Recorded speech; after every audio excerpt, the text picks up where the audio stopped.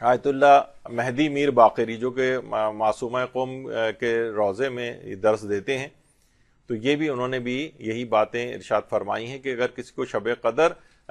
کوئی شخص شب قدر کو درک کر لے تو اس کے اور وہ تیز رفتاری کے ساتھ پروردگار کی طرف اپنے سفر کو طے کرتا ہے. اور کہتے ہیں اسی طریقے سے اگر شب قدر میں حضرت زہرا سے توسل کر لیا جائے تو اللہ اور اس کے درمیان جو فاصلے اور حجابات ہیں وہ کم ہوتے چلے جاتے ہیں.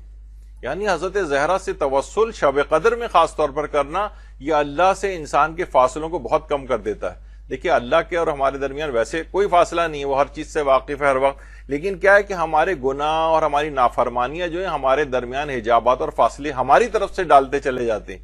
تو یہ حضرت زہرا کے نام سے توسل جو ہے اور ان کی شخصیت سے جو توسل ہے یہ تیز رفتاری کے ساتھ آپ کو پروردگار کے قرب دلوا دیتا ہے. تو بہرحال یہ شب قدر کو دیکھیے یہ اس کی بڑی اہمیت ہے. اور پیغمبر نے ایک دفعہ خواب بھی دیکھا تھا، روایات کے اندر یہ آیا ہے کہ خواب دیکھا تھا کہ بنو امیہ کے جو افراد ہیں وہ ممبر پر چڑھے ہوئے ہیں اور دین کو سے لوگوں کو ہٹا رہے ہیں، دنیا کی طرف راغب کر رہے ہیں. پیغمبر بہت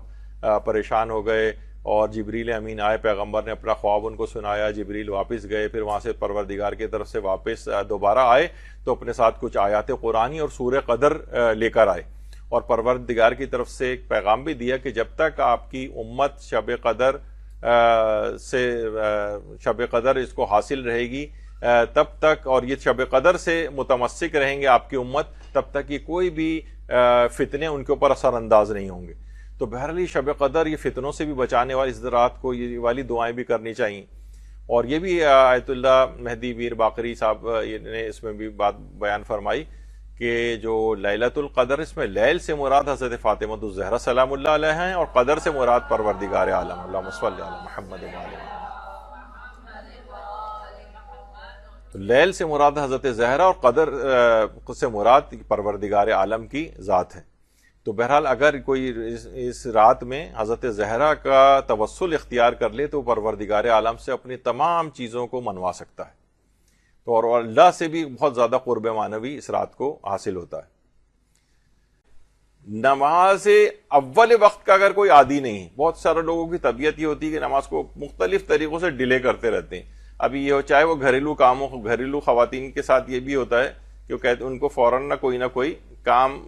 یاد آتے ہیں اور بعض اوقات جنمن بھی چلے ہوتے ہیں، لیکن کوشش یہ کریں کہ ایسا نظام الاوقات کو ترتیب دیں کہ اول وقت میں نماز پڑھ لیں، کیونکہ واجب نماز میں اتنا وقت نہیں لگتا ہے، 5-10 منٹ ہی لگتے ہیں.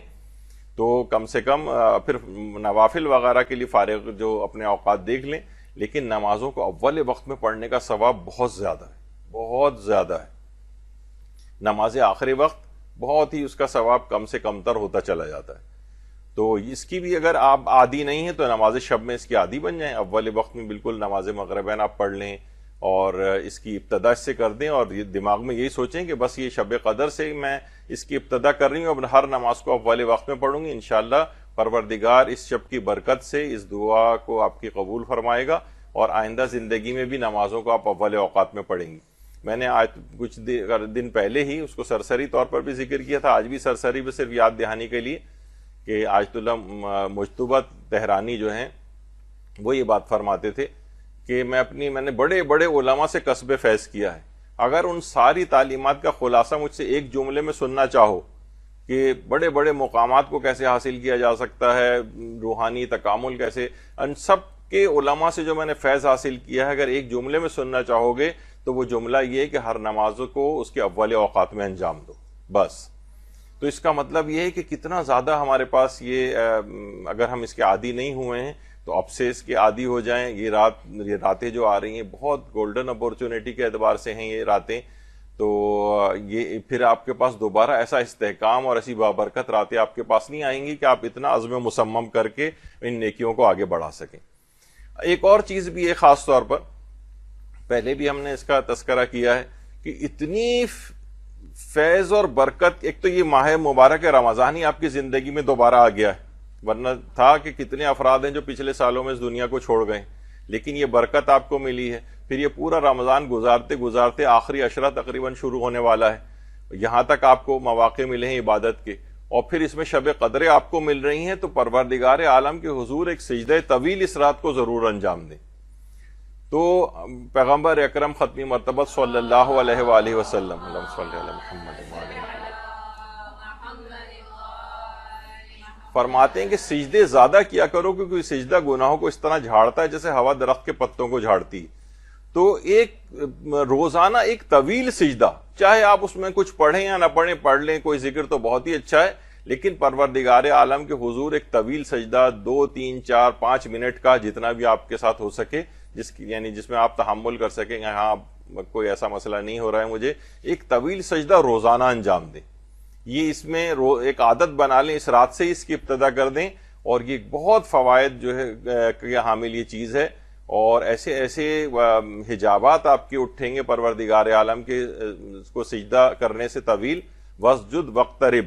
قرآن کی آیت بھی ہے کہ سجدہ کرو اور خدا سے قریب ہو جاؤ، یعنی بہت زیادہ آپ کو قرب پروردگار دلانے والی چیز ہے۔ تو اس رات میں بہت سے نیک کاموں کو جو ابتدا آپ کو کرنی ہے اور اس کو دوام بخشنا ہے، اس میں ایک آپ ان تمام چیزوں کے ساتھ ایک سجدہ طویل کو بھی اپنے ساتھ شامل کر لیں۔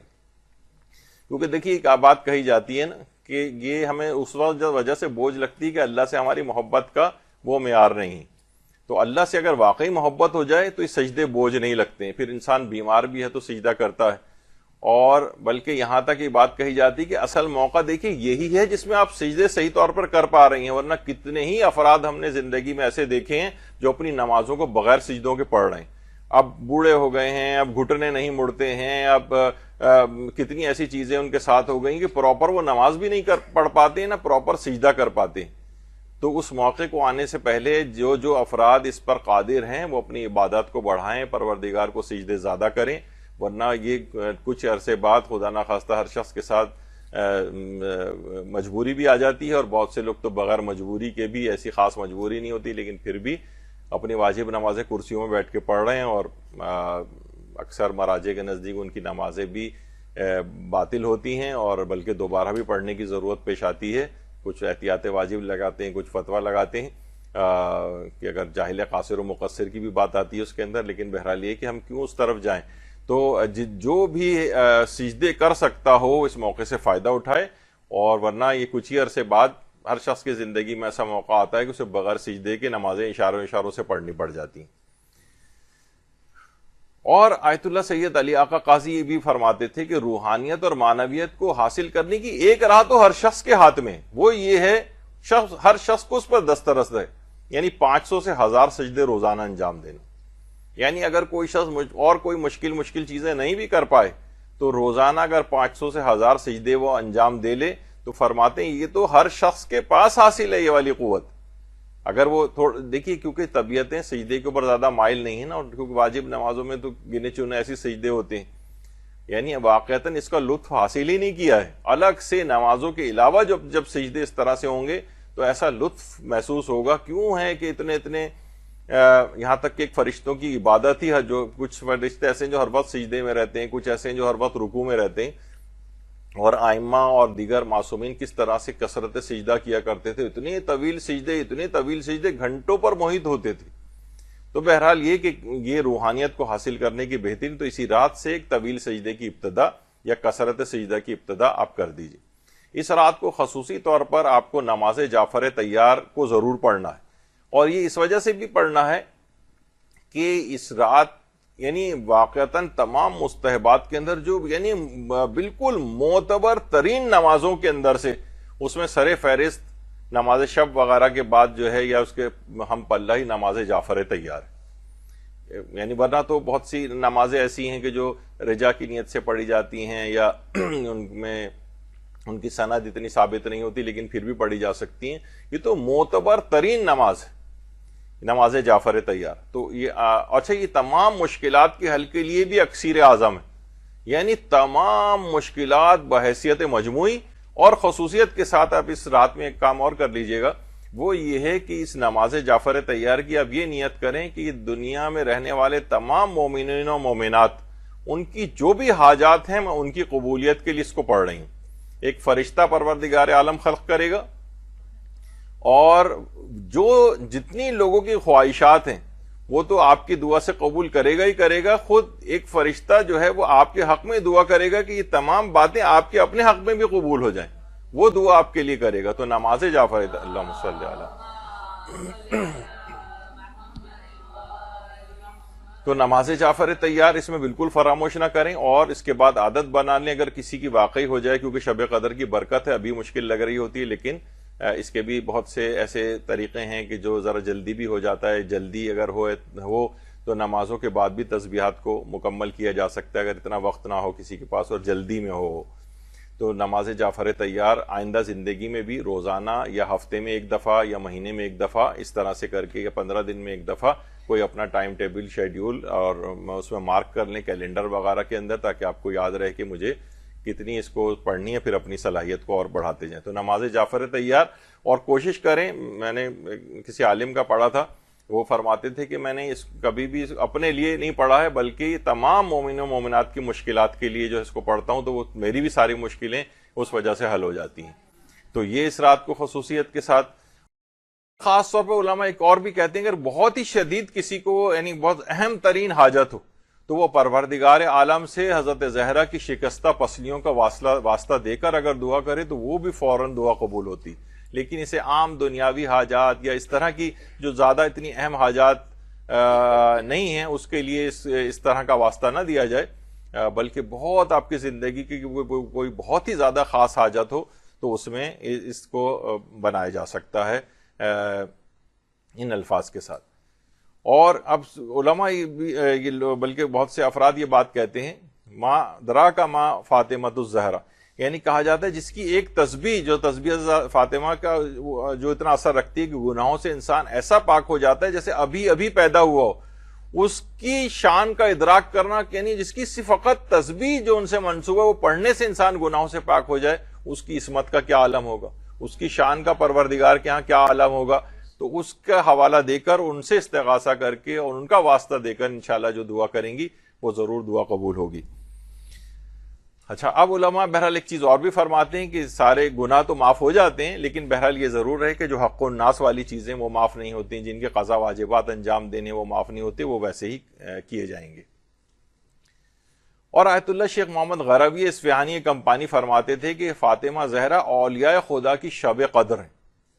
شب قدر ہیں ان کی. اس طرح ان کی معرفت شب قدر کی انسان حاصل نہیں کر سکتا, اسی طرح سے حضرت زہرا کا مقام اور مرتبہ اس قدر بلند ہے کہ وہ بھی انسان کی عقلیں اس سے عاجز ہیں اس مقام تک پہنچنے میں.